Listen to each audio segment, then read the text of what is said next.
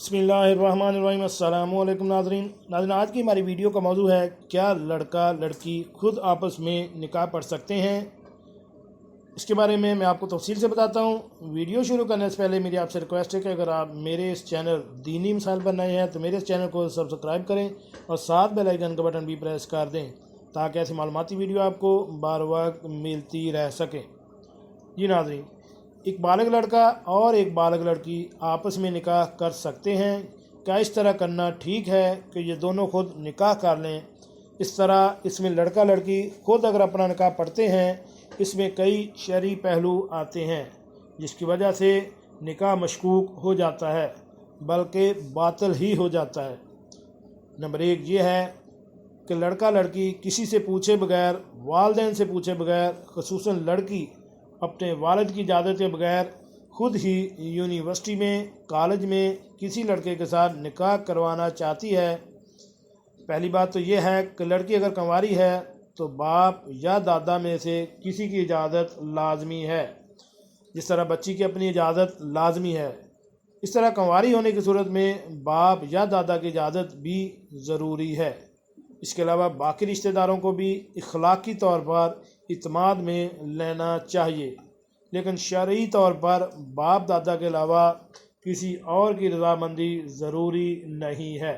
हत्ता कि माँ सगे भाई इनसे इजाज़त ना ली जाए और इनसे मशवरा ना किया जाए। सिर्फ बाप दादा के मशवरा से लड़की किसी लड़के से निकाह कर सकती है, शादी कर सकती है तो वो ठीक है। और जहाँ तक निकाह पढ़ने का ताल्लुक़ है, ये कोई कुरान की तिलावत नहीं है कि आपको आयत का मतलब आता हो या ना आता हो, समझ में आता हो या ना आता हो, आप तिलावत करते हैं तो इसका आपको सवाब मिल जाता है।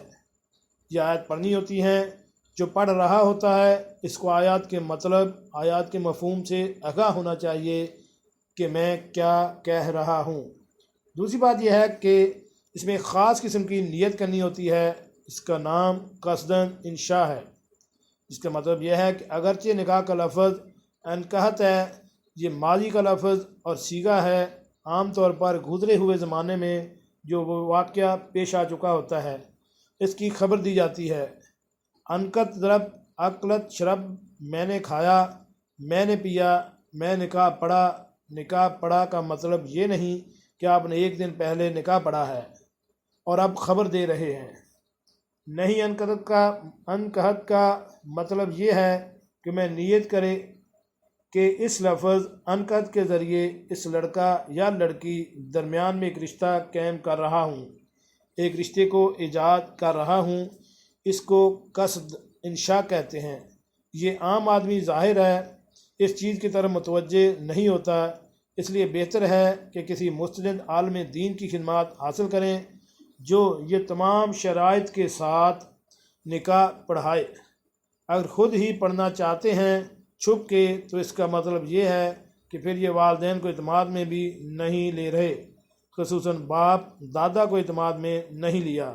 फिर किसी आलम दीन से भी पढ़ाएं तो भी निकाह सही नहीं होगा।